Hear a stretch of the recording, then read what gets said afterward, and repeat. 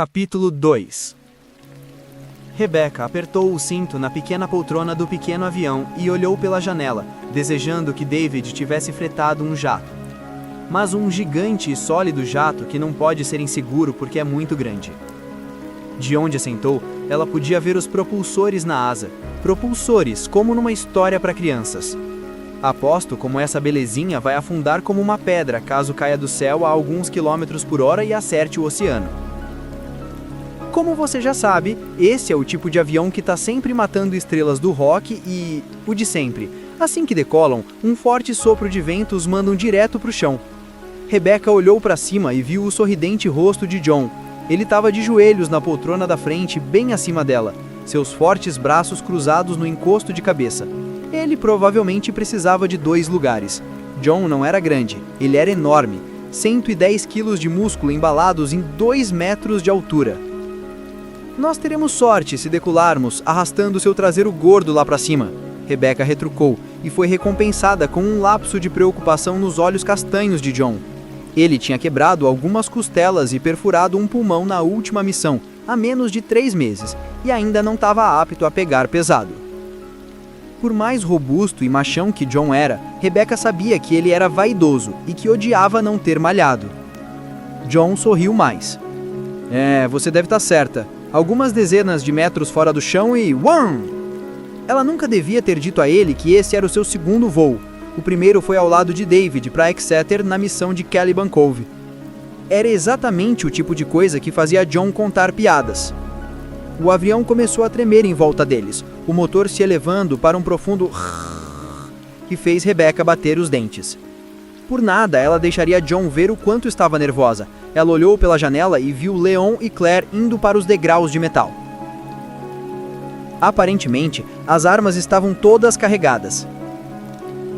Onde está David? Rebecca perguntou e John balançou os ombros. Falando com o piloto. Nós conseguimos você sabe, algum amigo de um cara em Arkansas. Não há muitos pilotos querendo infiltrar pessoas na Europa, acho. John se inclinou mais, derrubando a voz para um falso cochicho, seu sorriso sumindo. Eu ouvi falar que ele bebe. Nós pagamos barato, porque ele bateu um time de futebol na lateral de uma montanha. Rebecca riu, balançando a cabeça. Você venceu. Eu tô apavorada, tá bom? Tá bom. Era tudo o que eu queria, John disse suavemente, virando quando Leon e Claire entraram na pequena cabine. Eles foram para o meio do avião, pegando os 2 assentos do outro lado do corredor de onde Rebecca estava. David havia mencionado que a região entre as asas era mais estável, apesar de não haver muita opção. Só haviam 20 lugares. Você já voou antes? Claire perguntou, inclinando-se sobre o corredor, parecendo um pouco nervosa. Uma vez. E você?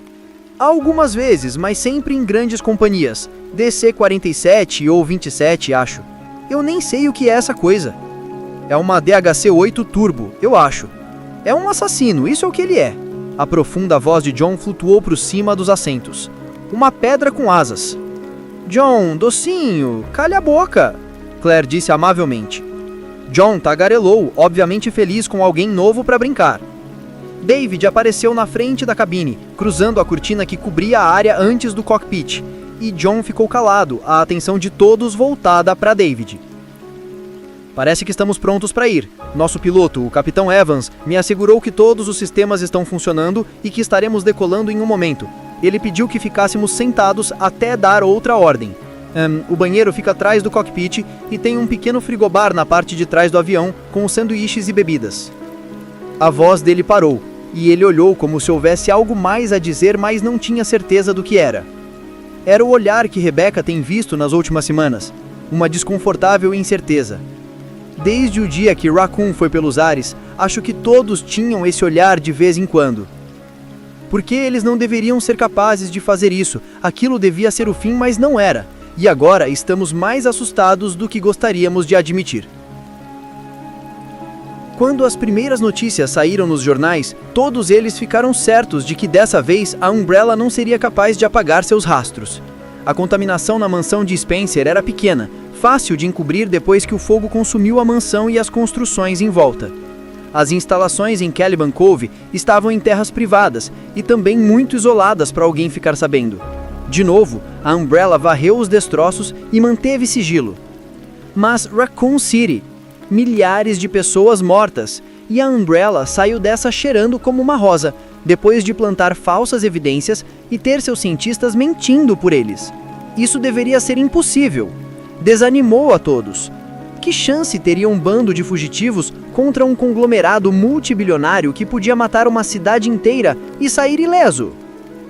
David não disse mais nada. Ele acenou animadamente e andou para se juntar a eles, parando perto de Rebecca. Você precisa de companhia?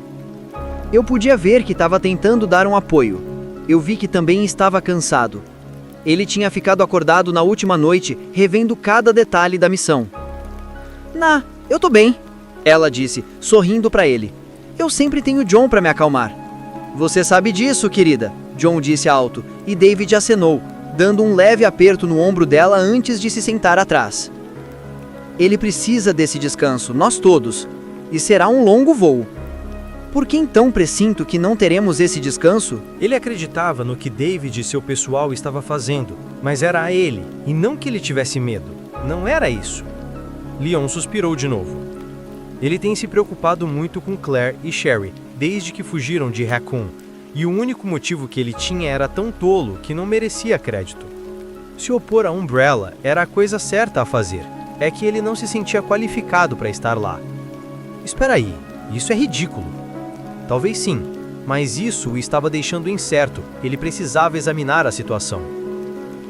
David Trapp fez uma carreira no STARS, só para ver a organização cair no controle da Umbrella. Ele perdeu 2 amigos próximos na última invasão do complexo de testes de armas biológicas, tal como John.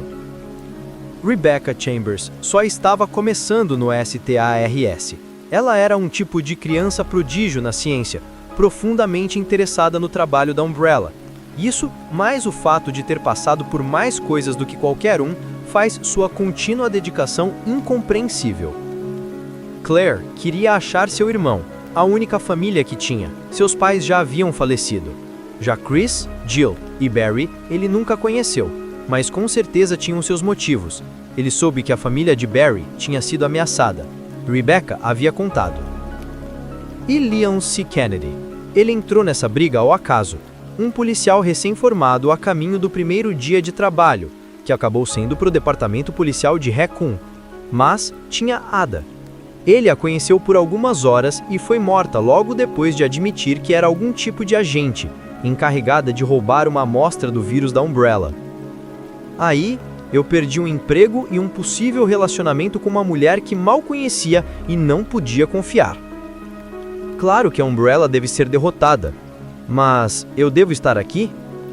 Ele decidiu ser policial para ajudar as pessoas e sempre soube que significava manter a paz. Prender motoristas bêbados, conter brigas em bares, pegar ladrões. Nunca em seus piores sonhos, ele se encontrou no meio de uma conspiração internacional, uma infiltração do tipo capa e espada contra uma companhia gigante que fazia monstros de guerra. É um crime de tamanha escala que jamais sentiu-se pronto. E esse é o seu real motivo, oficial Kennedy? Naquele exato momento, Claire murmurou algo em seu leve sono, aconchegando a cabeça no ombro dele antes de se aquietar, e fez Leon desconfortável a par de outro motivo para estar com os ex-STARS, Claire. Ela era uma mulher incrível. Nos dias seguintes ao desastre de Raccoon, eles conversaram muito sobre o que aconteceu, as experiências que tiveram juntos e separados. Foi como uma troca de informações, preenchendo vazios. Ela contou sobre o encontro com o chefe Irons e a criatura que chamava de Mr. X, e ele a disse sobre Ada e a terrível coisa que um dia foi o William Birkin. Entre eles, foi possível aparecer com uma contínua história de importantes fatos para o time de fugitivos. Em retrospecto, apesar daquelas longas conversas terem sido essenciais para outro motivo, elas foram uma forma de liberar o veneno que eles tomaram, como um desabafo. Se tivesse que guardar isso, ele pensou, acabaria ficando louco. De qualquer modo, os sentimentos que tem por ela agora são outros: calor, conexão, dependência, respeito e outro que ele não tem nome para dar. E isso o assustava, porque nunca havia sentido algo assim por ninguém antes, e porque não sabia o quanto disso era verdade e o quanto disso era estresse pós-traumático. Aceite, pare de se fazer de bobo. Você só está com medo de estar aqui porque ela está e não gosta do que isso diz sobre você? Ele acenou por dentro, percebendo que era a verdade, o único motivo por trás da incerteza. Ele sempre acreditou que querer estava bem, mas e precisar? Ele não gostava da ideia de ser guiado por uma compulsão neurótica só para estar perto de Claire Redfield. E se isso não for precisar? Talvez seja querer, e você não sabe ainda. Ele franziu as sobrancelhas para suas patéticas tentativas de autoanálise, decidindo que seria melhor parar de se preocupar. Seja qual for o motivo, ele já estava envolvido, e ele pode chutar o traseiro da Umbrella com os melhores, porque a Umbrella merece. Por enquanto, ele precisava ir ao banheiro, comer algo e fazer o possível para dormir.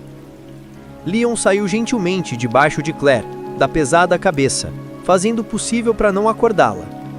Ele deslizou para o corredor e reparou nos outros. Rebecca olhava pela janela, John folheava uma revista de musculação e David dormia. Todos eram boas pessoas, e pensar nisso o deixou mais calmo com as coisas. Todos eles são bons. Droga, eu sou um homem bom, lutando pela verdade e justiça e com zumbis no mundo. O banheiro era na frente. Leon foi para lá, tocando cada assento enquanto passava, pensando no motor do avião, um som como uma queda d'água, e de repente a cortina de trás da cabine do piloto foi puxada e um homem apareceu. Um homem alto, sorridente, num caro sobretudo. Ele não era o piloto, e não deveria haver mais ninguém no avião. Leon sentiu a sua boca seca com um quase supersticioso pavor, mesmo que o magro e sorridente homem não parecesse estar armado. "Ei!" gritou Leon, recuando um passo. "Ei, você tem companhia aqui!" O homem sorriu, piscando os olhos.